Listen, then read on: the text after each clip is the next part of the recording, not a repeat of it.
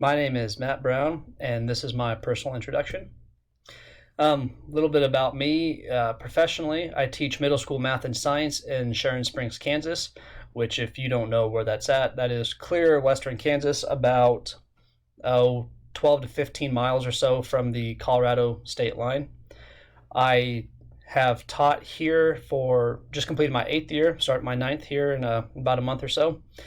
I have also taught subjects at the middle school level for social studies and ELA. We're kind of in a place where there's teacher turnover and the school is kind of going through a cycle. And so I've had the opportunity to be flexible and teach a variety of subjects for my school. I also coach several sports. Primarily, I'm the head junior high football coach and head junior high track coach, but I have also coached some junior high basketball. Not my favorite, but you do what you can for the kids. I also have experience coaching high school football, but once I got married, I kind of backed away from that because I never realized up until I started doing it how much time that actually takes away from home life. On top of being a teacher and a coach, I'm also a youth pastor, an FCA, Fellowship of Christian Athletes leader. I've been doing that for about 3 years. Again, I'm married for about 7 years, and we have a 6-year-old boy who is going to be in first grade. And we have, as of this last Saturday, we have a new little girl. So it's been really exciting. It's been a lot of fun. It's been exhausting, which explains why I'm getting this done the day it's due. I usually don't do that, but kind of doing the best with what I got right now. Originally, I am from St. Francis, Kansas. I lived there my entire life, and I graduated from there, went to Fort Hays State for my undergraduate degree in elementary education, but found out I really enjoyed a little bit of the older crew.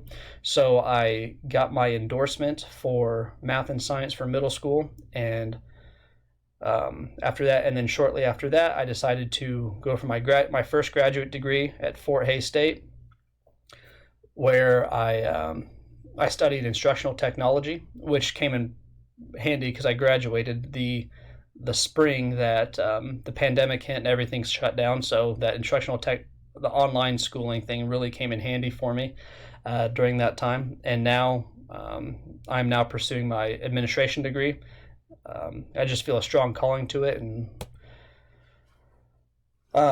this assignment, what's an inclusive school? So what makes a school inclusive? All stakeholders of the school, whether they're students, administration, whether they're cafeteria workers or teachers, all stakeholders, they feel secure, they feel appreciated, they feel important, they feel responsible, cared about, and maybe above all else, they feel accepted.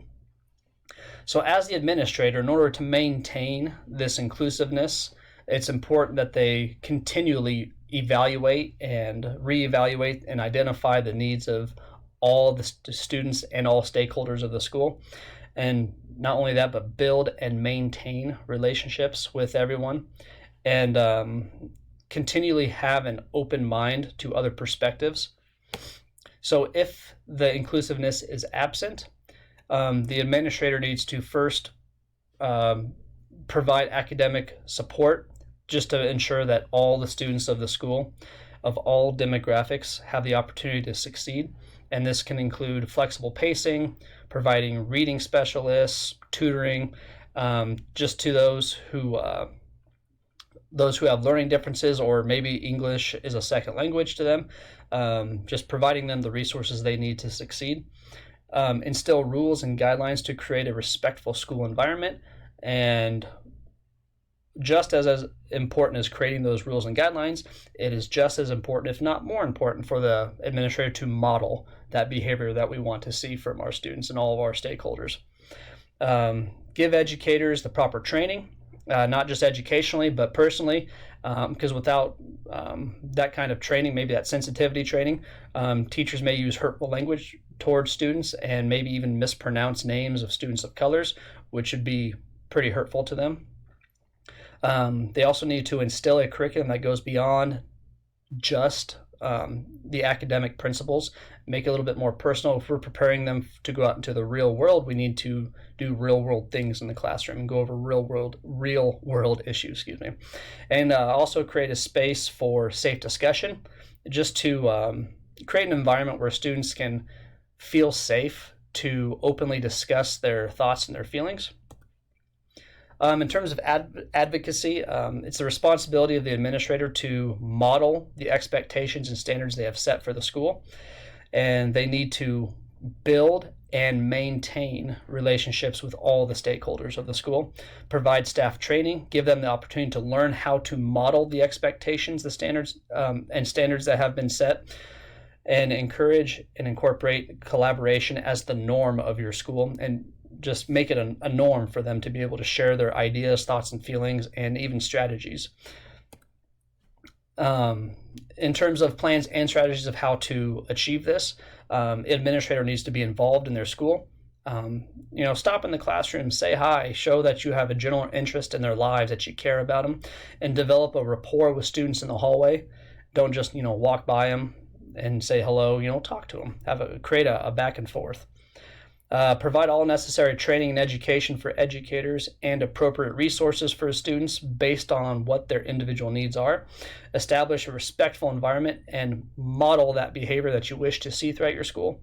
And bring your community into the classroom and take your classroom out into the community, and just get local communities involved in the school. One thing you do to change some negative assumptions that people might have is just to use inclusive language for all stakeholders of all demographics. Get local community involved. This could be bringing a community members in to speak to the classroom. I know at our school we take students to the retirement center, and they do arts and crafts, and they interact with the elderly. Is that something that you could do in the school? Create a space for discussion and just instill and incorporate that respectful culture for your school. And here are my references.